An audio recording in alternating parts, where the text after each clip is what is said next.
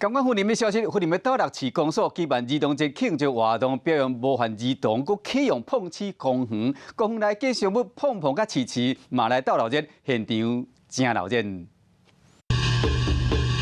倒落市公所伫碰瓷森林公园举办儿童节，表扬模范儿童，现场嘛有各种艺文活动和过关游戏，而且嘛进行公园的启用典礼。我们希望这个彭蜀森林公园正式启用之后，也才成为云林县全斗六市人在假日的时候，他们最喜欢来的地方哈。 公园内底除了有囡仔爱耍的游乐设施，嘛有运动步道、大型的舞台等等。未来嘛会举办音乐会，不管晨昏，不管这个阴晴哈我们只要有空，我们就来这里呼应我们全民健康运动。 碰瓷森林公园占地7.9公顷，完善的设施加上活动的规划，期待当变做倒落市的新地标。